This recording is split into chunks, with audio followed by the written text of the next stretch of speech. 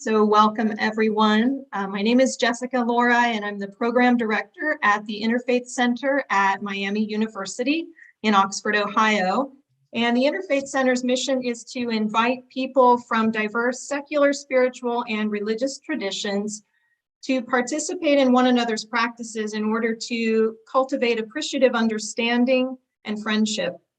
We seek to unify people around common moral, social, and ethical concerns in order to build a more just and equitable society.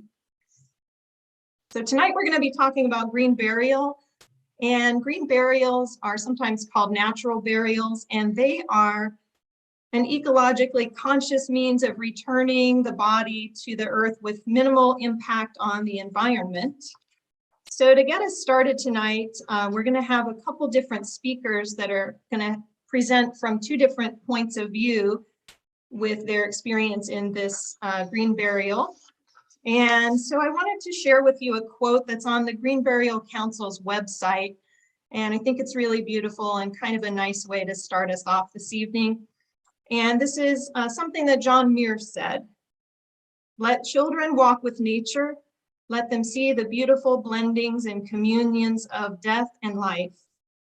And they will learn that death is stingless indeed and as beautiful as life." So that being said, I will introduce our first guest, Caitlyn Hauke. And Caitlyn is the current president of the board of directors of the Green Burial Council International, a nonprofit organization whose mission is to inspire and advocate for environmentally sustainable natural death care through education and certification. She's also lead cemeterian at Life Forest Conservation Cemetery in Hillsborough, New Hampshire, and a cemetery trustee for her city's municipal cemetery board. And Caitlyn's going to talk to us tonight about what green burials are and why they are important. And so I'm going to turn it over to you. All right. Thank you, Jessica. So I'm going to share my screen. I've got a little presentation to go through. So as Jessica mentioned, I'm just going to do kind of the bigger picture overview of green burial. And then our second speaker, Bill, is going to talk more about his own personal experience with the cemetery that he operates at. So a little history. This probably looks pretty familiar to you all. This is your typical, what we would consider a traditional, in the sense as it is now, lawn cemetery. And some of the concerns that folks have about the lawn cemetery are, they're using pesticides and herbicides that make these lawns look nice and lush and green. These things can endanger the workers that are handling them. They're also using fertilizers to keep that nice green grass. There's evidence of that leaching into the water table. It's another health consideration. One of the big things with the traditional cemetery is they generally require the use of a concrete vault. So a lot of people are aware that when you get buried in the ground, oftentimes you're buried in a casket, but you also have that casket going into another outer container that's usually a concrete just box, basically, called a vault. And that is another thing that is getting put into the earth that's not natural and is potentially leaching things into the soil. And also traditional burial uses embalming fluids. So when we think of green burial, we don't use embalming fluids. We're not putting those chemicals into the ground. We're not trying to give this sense of preservation to the body. We want things to happen as naturally as possible. So some of the environmental impacts of that, this is some maybe not so fun facts.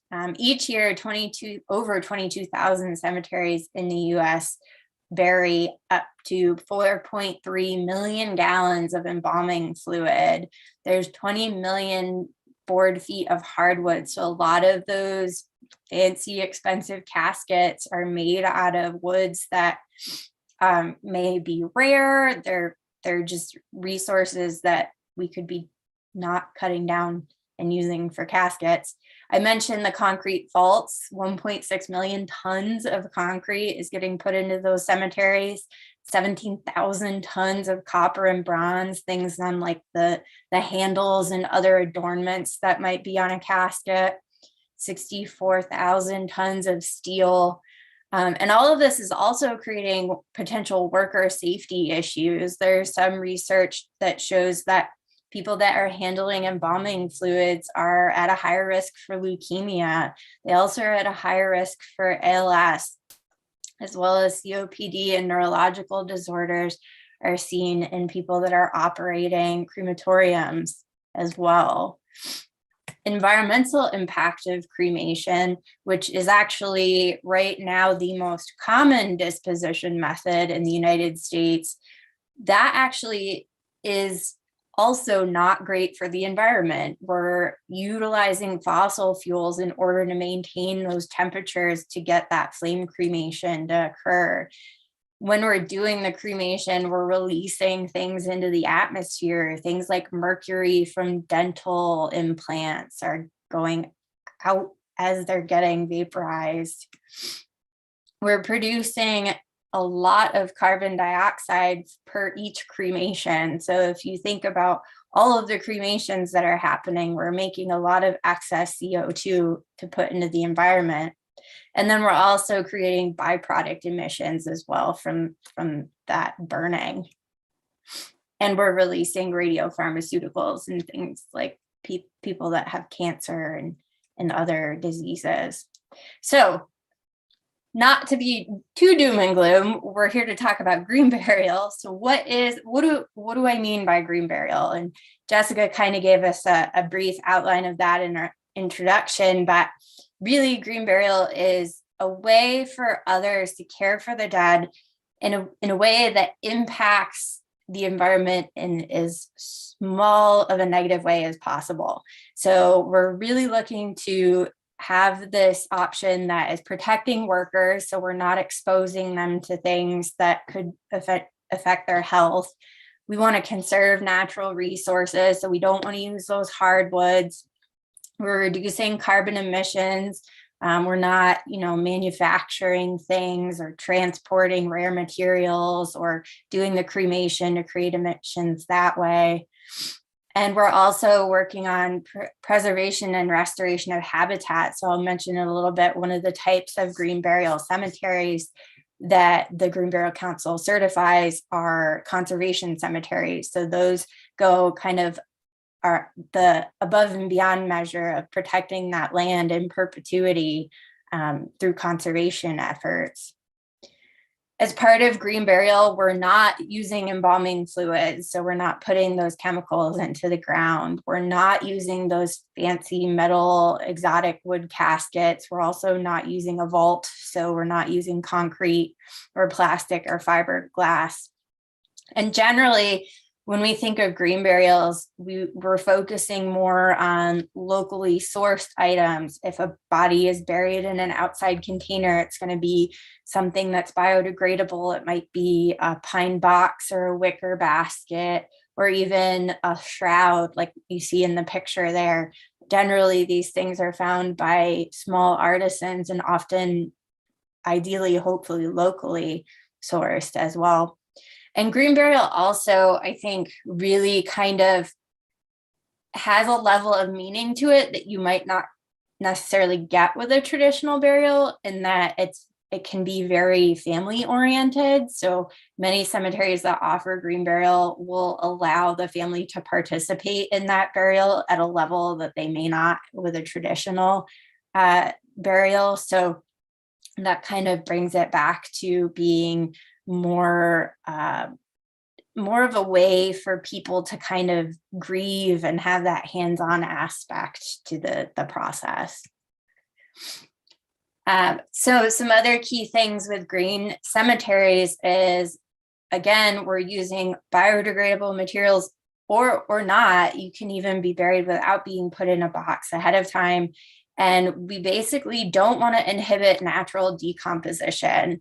We want to do things as sustainably as possible. So green cemeteries kind of fall on a spectrum, and you may get some that, do use the heavy machinery or the equipment to help with digging the holes for burials, but you may also get some that everything's done by hand. So they're saving the energy from having to use the fossil fuels to power that equipment. And they're avoiding making extra emissions that way. And again, I had mentioned conservation cemeteries. So a lot of these cemeteries have support through land trusts or other conservation means. And they're really looking to create a place that isn't just a cemetery, but also is an opportunity for those loved ones of those people that are buried there and others to like really enjoy this space and not have it just be this sort of sterile environment like a traditional cemetery where you have your rows of your headstones and everything's manicured. Green cemeteries tend to be more natural and more almost inviting, and sometimes they have hiking trails or they may have sculptures, things that you may not see at a traditional cemetery. So to kind of give you a comparison, and I'm not going too much into the sort of details of burial, but this gives you a good idea of what a standard burial might look like versus a natural burial. I will note with a natural burial, you don't have to dig as far to place the body. The recommended depth for a grave in a natural burial is the bottom of the grave is actually about 3.5 to 4 feet with about 18 to 24 inches of soil on top. That's kind of like the sweet spot for where natural decomposition happens. It's where the microbes that help in that process are happy. So we're not going that 6 feet down that you typically see with a traditional cemetery or a traditional burial. And you can also just do a smaller grave potentially too with a natural burial if you don't have to worry about accommodating that large vault as well.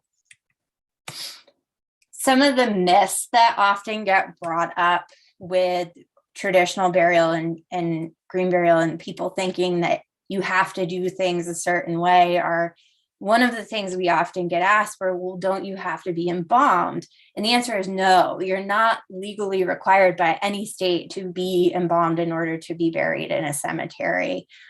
This is often a policy that's put in place in order for you to have a viewing at a funeral home. But if you're doing a home funeral, or if you are going from the person dying to then doing the burial pretty quickly, embalming, you don't have to worry about that.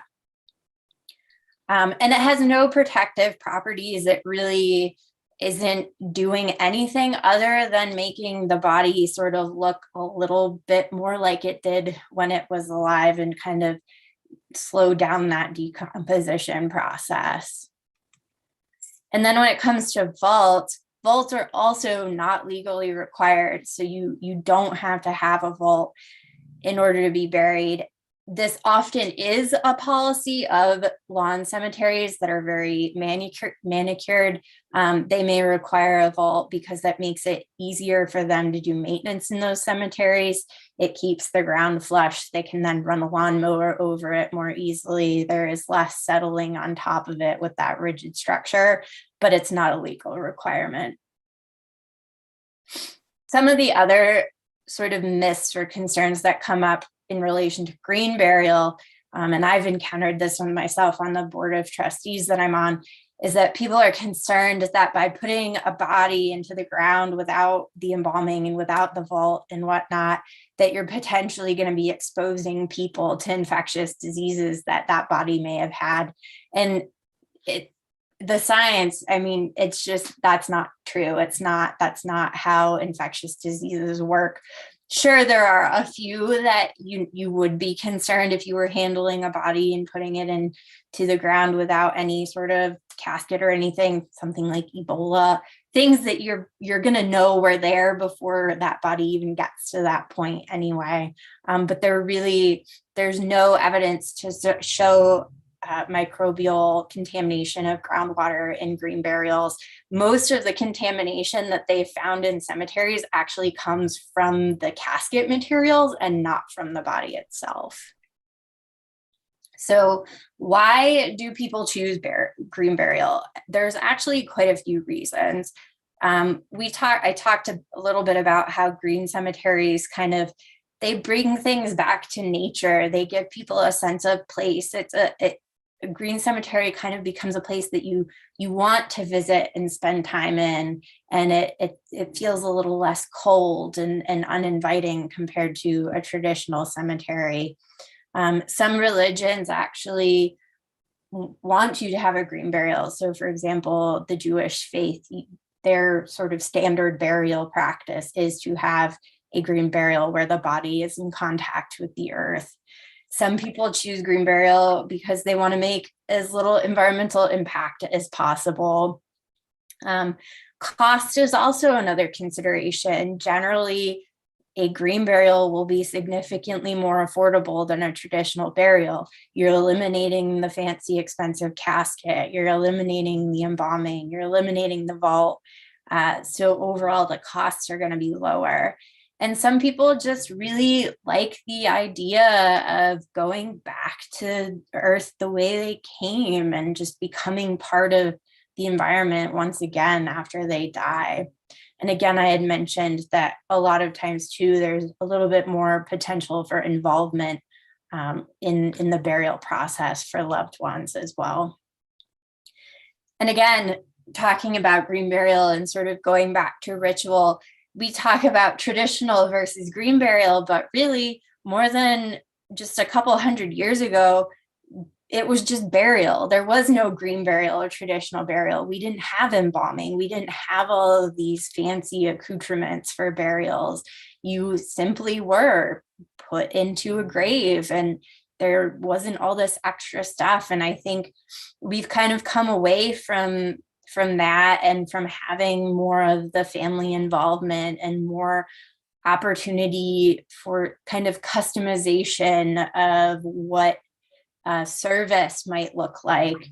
And we've gotten sort of to the point where we're kind of following a prescription in a way of how the traditional burials seem to go. So there are a few different types of green burial cemeteries.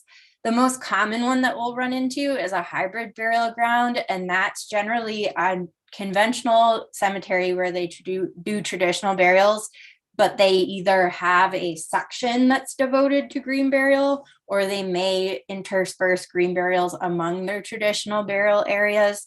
And they're usually kind of simplified as it's a green burial if it doesn't have a vault. It's got to have a biodegradable container, and oftentimes they'll say outright no embalming as well. Natural burial grounds tend to be limited just to green burial. And again, they will prohibit toxic chemicals, non-organic caskets, vaults, and they will also have markers. Rather than having a traditional headstone, they may have a small plaque, or they may have a small stone, rock, like natural rock, or a small plant, or something else to mark where graves are in that cemetery. And lastly, as I mentioned, there's the conservation burial grounds, and these have some involvement of an easement or a land trust that's going to preserve that land in perpetuity, so that it's not ever going to be turned into anything else, and it's always going to be in its as natural form as possible. There is definitely an increased demand in green burial. I was just talking before the call with Jessica about how even in the last couple of months, have been getting a lot more inquiries about green burial, which is really exciting. It's exciting to see people are becoming more sustainably minded and ecologically minded. So the first green cemetery in the US actually started in 1998. And as of last month, just a couple of days ago, we are up to over 340 green cemeteries in the United States. So we've come a pretty good way. And there are multiple surveys out there that are showing a continued increase in the desire to have a green burial. I mean, in 2007, we were at 42%. And just last year, we're up into the 60% range. So it's certainly something that people are becoming more and more interested in. So right now, this is kind of where we're at in the United States. We've got our traditional cemeteries, our manicured lawns, but really, this is where we want to be. This is as natural, as uninhibited, as sort of as nature intended, is where we want to go with this green burial. So I know that was super quick, but now we're going to have Bill talk. So I'll have Jessica introduce Bill for us. Great. Thank you, Caitlyn. And our next speaker is Bill Gupton. And Bill is the president and founder of Heritage Acres Memorial Sanctuary in Cincinnati, Ohio.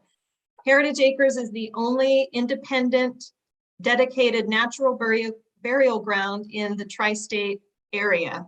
Bill has served as the minister of the Heritage Universalist Unitarian Church since 2002. He and his wife, Jennifer Sanders, have one son, Patrick, who is currently living in Hawaii after coming home to Cincinnati at the start of the pandemic to help get Heritage Acres up and running. To date, there have been 15 burials at Heritage Acres, and well over 100 persons have purchased burial rights. So I'm really thrilled to welcome you, Bill. Thank you, Jessica. Yeah. And the first thing I want to do is give a little shout out to, we saw somebody in the chat there from New Zealand. Hi to New Zealand. My son Patrick actually came back to Cincinnati from New Zealand at the start of the pandemic. And yes, he has helped us get Heritage Acres Memorial Sanctuary up and running. We are located on the eastern side of Cincinnati. As Jessica said, we are the, oh, look at that. Keep seeing Kiwi stuff in the chat. We are the only dedicated green burial ground in the Cincinnati tri-state region. And we have been open for about a year and a half. We are on 40 acres of land in a former farm, a farm that's a multi-generation family-owned farm that we have purchased that land with their blessing to help prevent it from becoming a subdivision, which is what's happening in a lot of the outer ring suburbs around many metropolitan areas. So this is a picture of our burial meadow at Heritage Acres. That's also our website there. And if we could go to the next slide now, I've got some scenes to show you from Heritage Acres. Oh, yes, we are a nonprofit. Some green burial grounds are for-profit, some are nonprofits. We are a nonprofit 501c3. And people often ask, well, do you have to be registered or licensed by the state? Yes, we do. And we are certified, proudly certified as a natural burial ground by the Green Burial Council. Show you some scenes from Heritage Acres. This is a long view of our burial meadow. We have open meadows for burial. We also have woodland burials. So this is a picture of the meadow. You can advance there. Yeah, here's our, we have a trail system through the woods that has been installed in the past year or so. When I say installed, I really mean volunteers and paid folks working together to create a very natural setting. Here in our woods, we do cremation burials. A lot of people also wonder, can you be cremated and have a green burial? The answer is yes. So in the woods, we allow ashes to be buried. Out in the meadow, it's bodies or ashes. Okay. There's a pond. This is just one of the beautiful scenes from Heritage Acres. It is a natural setting. It is a place of very vibrant with life. You'll see great difference in these pictures from what you probably have in your mind as a what you see in a conventional cemetery, or some of the pictures that Caitlyn was showing from conventional cemeteries. So people come to Heritage Acres. They take hikes, they walk their dogs, they have picnics. It's almost like a nature center or a park, and intentionally so, but just a place where also people are given the option of returning to the earth naturally in a green burial. Okay, another shot. This area is showing where we are working on reforestation. So we have some people designing an area where we're going to extend this forest sort of toward you as you're looking at that over the next years and decades. We're going to plant a lot of trees. As I said, this was a typical Ohio farmland. So a couple of 100 years ago, this was all a forest.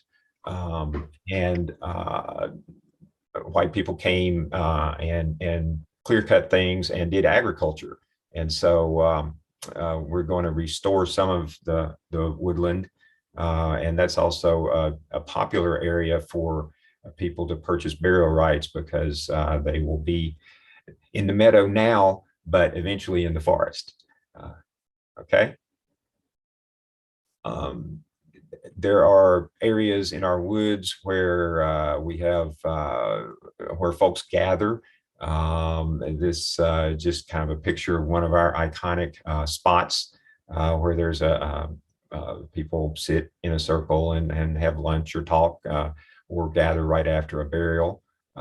There's a couple of cremation burials just to the right of this picture that have already occurred. Okay. Again, our burial meadow at Heritage Acres, milkweed is a common plant there, which means so are butterflies. So in the summer, we have a lot of beautiful life out there, both flying around and growing out of the ground. Okay, so now I'm going to show you some burials. And I believe we're going to start with a body burial. Here's the grave has been hand dug. It has been beautifully decorated. Beneath those flowers is the pile of dirt that came out of the ground for the grave. A few folks hand dig the grave. We prepare it very lovingly and carefully, and with a lot of respect. This is not a mechanized process. This is not a quick process. This is something that's done very mindfully, and we think that's an aspect of green burial that really distinguishes it from conventional burial. Another view of another grave as we await the arrival of the body. So here is probably one of the most popular caskets currently in the green burial world. It's a woven basket kind of casket, wicker seagrass type casket. This is prior to the burial. The casket, the body has arrived. Usually a funeral home is involved, so that it'll come in a hearse. The family will come with the body. We place there's these slats that go across the opening of the grave. The casket or body in a shroud, either way, is placed on the slats and prepared and lowered into the grave by hand, usually by the family members or mourners, which is a very powerful process for them as well. And then afterwards, folks generally are involved in helping to fill the grave. They can put a handful of dirt, or going on to the next slide, often people will pick up shovels. These folks also have some flowers they're about to throw in the grave. This was actually our very first body burial at Heritage Acres about 1.5 years ago. This and this next few slides. So family members filling in the grave. They don't have to, but I have seen, we have lots of shovels present and invite people to do that And generally they, after somebody sort of does the first shovelful, then others will pretty eagerly join in and find it a very healing and spiritual experience. And again, it's like, it goes back to the way things all used to be, the way people have been buried for countless eons. And here's a grave after it has been closed, filled in. Green burial graves are always mounded because of the displacement of the soil. So there's going to be a mound, then the flowers will go on that, and then all that will settle over time and decompose, or the body will decompose and that will all settle. So that was a body burial. Here's a cremation burial at Heritage Acres. Obviously the hole in the ground is smaller. The attention to beautifying the grave and making an experience that's meaningful for the family is the same. You see some personalization there. Okay. And as another very interesting cremation burial, you see the gourd there. The person's ashes are actually in that gourd that was their urn. Their husband put her ashes in the gourd that was, she was a master gardener, and that was a favorite gourd that they had at their home for years, and that became her urn. And that's totally biodegradable, and the kind of unique fitting to the person way that green burial makes possible. And a finished closed cremation grave. And here's a marker. Most people do want some kind of a marker. So at Heritage Acres, we have most commonly stone flat to the ground markers that are engraved. So this is also a cremation grave, and the stone, people can put messages on there and the name and the dates or whatever they want to put on there. And it is totally flat to the ground. And so as you see the burial meadow, there are not these gravestones sticking up. It's still just a meadow. All graves have a GPS coordinate. People often wonder about that. So this family there's a GPS coordinate with Alyssa's grave, and they can find it easily no matter what time of year it is, whether the grass is growing pretty high or whatever changes may occur with the seasons or the years. At Heritage Acres, we have a little bit of bling available sometimes. Here's one of our popular t-shirts, and the next slide will show we're going to have a calendar, wall calendar in 2022. So if you're interested in this calendar, which has 12 months of beautiful scenes from our green burial ground, check out the website, which will be at the end of this presentation, which is actually right there. So that's our website, and yes, our website and our phone number. If you're around here, I understand there are folks in from all over the country and even all over the world, New Zealand and so on. But please check us out, like us on Facebook and etc. I'm going to look in the chat and see what kind of questions we got going here. And actually, I'm going to go back to the start and so Caitlyn, you're still here somewhere, right? I'm here. You're free to chime in too. The first question was about how long does it take a body to decompose in a green cemetery? A year or so, maybe. The bones will be there, but the rest of the body will be gone within a year or two. Is that accurate, Caitlyn? Yeah, it does vary a little bit depending on the environment of the cemetery. If it's a super dry environment or a bit wetter of an environment, you don't really want to do green burial in a wet environment anyway. But those will affect the decomposition rate over time. But yeah, the organic parts of the body will start to go relatively quickly, and then it's just the bones that take a little bit longer to decompose. Right. I would also, I guess, add it depends certainly on essentially how many layers the person's body is in. So, if we have a shrouded person inside a wooden box, that's going to take a little longer than just a shrouded person not inside any kind of container, for example. Let's see. Land use in perpetuity. That's always a hot topic. There is, I would say, disagreement in the green burial world about the legality of that in America, but it's some green burial grounds are doing that. Some, by that I mean, some green burial grounds are taking the European approach, which is, the spot is there for 50 or 75 years, and then it can be reused. Because again, all that's going to be in there at that point is some bones. Other green burial grounds are not doing that. So we get different advice. Caitlyn, I'm going to defer this hot potato to you on that one. Yeah, I think generally, at least in North America right now, there aren't any green burial cemeteries that are recycling graves, but that doesn't mean that there couldn't be.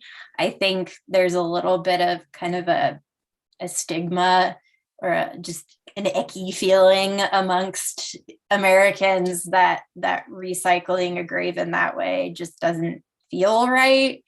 But there are other places in the world that do these things, so it's not an option.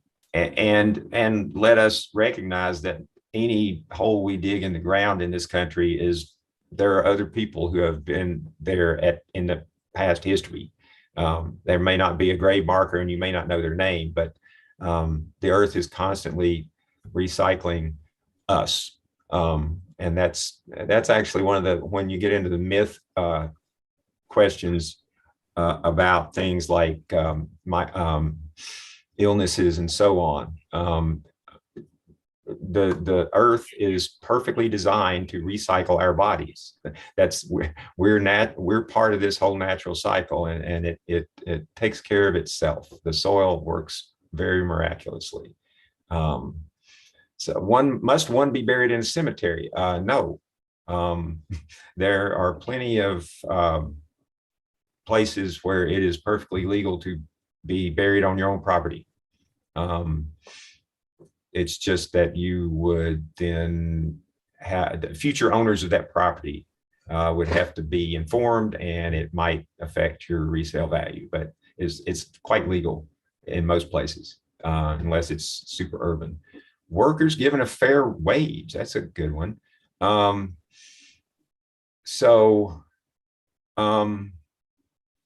mean, at Heritage Acres is all I can really speak to. We,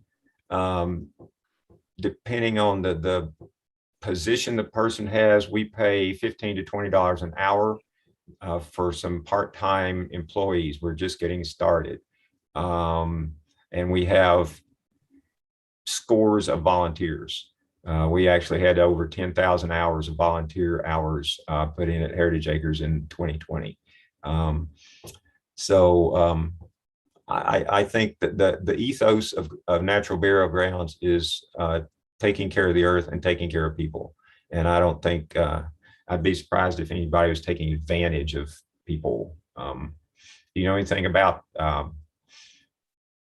wage levels, Caitlyn, across country? I mean, I don't know cross country, but I will say what you're paying your folks is what I'm getting paid at the cemetery I work at. So we've at least got New Hampshire and Ohio covered. Yeah. Okay, good. Any extra biochemical processes to neutralize cremated ashes impact on soil profile? Yes, there are actually, the green burial movement has generated some entrepreneurial efforts out there, and one or more of them that I'm aware of, at least, as there are things to amend, soil amendments to mix in with human ashes, which are highly alkaline and not bioavailable, to help make them bioavailable. So that such a product does exist. You want to add to that, Caitlyn? Yeah, so in addition to like the urns that come with things that get mixed with ashes to help neutralize those cremated remains, the cemetery that I work at in New Hampshire, we're a conservation cemetery, but we only bury cremated remains. We don't do full body burial. And instead of mixing the cremated remains with some sort of mixture, instead of doing that neutralization process, we can put the ashes right directly into the ground, and then we actually will put a layer of undyed natural wool around that. And so, and because we do a tree planting on top of where we're putting those cremated remains, and so that wool is biodegradable, and so as that wool decomposes, it acts to protect the tree root and allows the tree to grow while the cremains kind of settle out into the environment. Neat. Oh, the next question is about animals digging up the grave. Well, why don't you? Sure. So that's why the Green Burial Council recommends doing an 18 to 24 inch, they actually call it a smell barrier. So that layer of dirt on top of the body is deep enough that most animals are not going to smell anything. People are not going to smell anything as the decomposition process happens. And even if for some reason you had a super smeller animal come along, you're going to have the situation where an animal is not going to want to dig that hard to get to that smell. So there really hasn't been concern with the smell aspect of it with animal disturbances. And there haven't been, as far as I know, there hasn't been any sort of newsworthy occurrences of that happening either. Right. Really, it's just a non-issue, although people worry about that. So I'm going to, Jenny Letts, New Zealand. So I happen to know this. There is what we would call in America, a hybrid burial ground in Auckland, because I've been there. There is a really beautiful section. And I just quickly Googled here that there's also Natural Burial Auckland Council, but I think it's Waikumete Cemetery. So in Auckland, there is a large, beautiful area within the oldest cemetery on the North Island, I think. So check that out. I don't know what part of New Zealand you're in, but there's also things afoot there. So stay tuned. I just happen to know about New Zealand because that's my son's really into that place. Aqua cremation is the next question. You want to do it, Caitlyn, or you want me to? I'll just touch on that. So yeah, so aqua cremation, and it's also called alkaline hydrolysis. Basically, it's a form of cremation where rather than have that super high heat flame-based approach, this is you are essentially put in, they describe it as a warm bath of an alkaline solution, and then it's gradually warmed up to a higher temperature, not as high as flame cremation, and then that process ends up cremating the body. And so then your organic material kind of just comes out and you're left with what ends up being the ashes. The one thing to note with alkaline hydrolysis is it is not legal in all 50 states. I happen to live in a state where it's not legal. But I think at this point, it's roughly half do allow it. It is a little bit harder to find. Not as many crematoriums or funeral homes offer it as an option. I think the the instruments that they sell or the machines that they sell to do this process tend to be a little bit more expensive. But that would be a cremation option that is on the slightly greener end than a traditional flame cremation. So I think we've exhausted the questions in the chat. Jessica, do you want to, you want to sort of monitor if anybody is raising their hand or wants to say anything, unmute themselves, any of that? Yeah, if anybody does have a question, raise your hand. And in the meantime, while we're waiting for people to volunteer their questions, I do have a question myself. Have you heard of stacking bodies? Like, let's say someone has a grave space that they've purchased. I've heard of them being able to put 2 or 3 bodies on top of each other with time in between so that family members can be buried together. Have you heard of this? Or yeah, that's kind of what we were talking about with the recycling the graves thing, except that it's more focused on still sort of one family that would then do that. Yes, I've heard of it. I'm not aware of anywhere that's being done. Caitlyn can chime in there. I mean, the first one you'd have to go pretty deep if to do the stacking, and if you go too deep, in other words, beyond about 4 feet, then you sort of miss that sweet spot that was referred to earlier in terms of proper decomposition and reabsorption into the soil for nutrients for new life. yeah, in researching to do this program, I came across one place that did that, Okay. which I thought was really interesting and something unique. Hadn't heard of it before. So I'd love to see. I'd like to talk to them. Because I'm always curious about logistics and implementation type challenges of things like that. So yeah. sure, yeah, I can put you in touch with them, no problem. Sure. Thanks. Yeah, and if anyone else does have a question, feel free to unmute yourself while we have the experts here to answer our questions.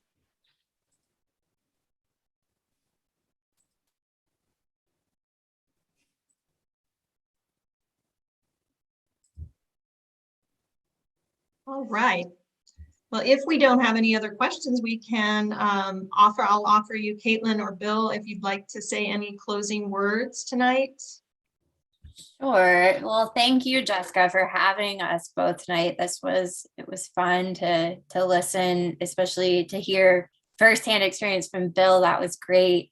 One of the things that I tend to like to wrap these up with is not green burial specific, but is helpful for people that are thinking about having a green burial. And that is 2 things. One, don't be afraid to talk about death, because it's the one thing we all have in common. And I know, especially in America, it's a particularly taboo topic, and people tend to have a fear about dying that unfortunately, I think prevents us from having some really important conversations.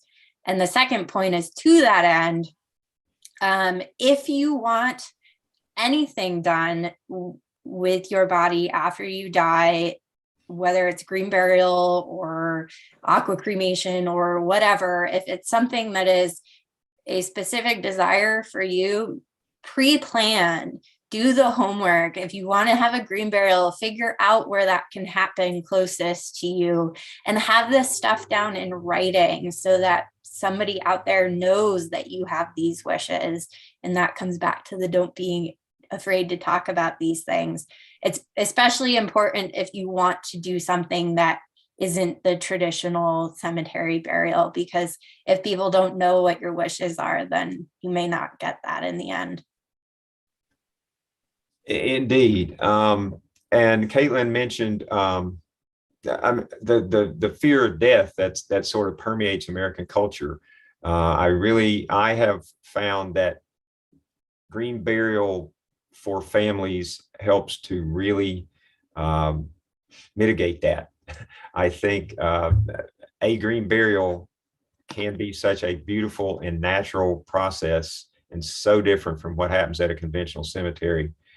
Children often get involved. I think I've seen many young people sort of, I have hope that they will grow up without our fear of death. And so involvement in green burial can really work toward helping heal our societal issues around death. There was a late question here about reserving spots in advance. Absolutely, that the answer to that is yes.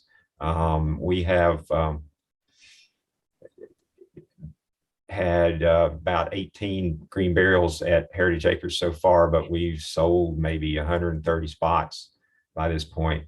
So yes, you reserve spots in advance. And Cheryl, I too am clergy, and it does sort of put a different lens on things. And I think that's really important. Oh, more things are popping in now. What is it?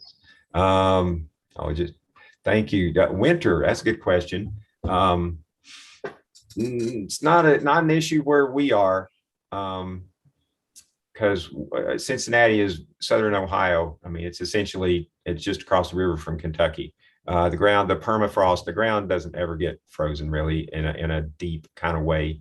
There are lots of good stories about northern climes where people have to wait until spring to bury, and that's what they always used to have to do. So it does happen.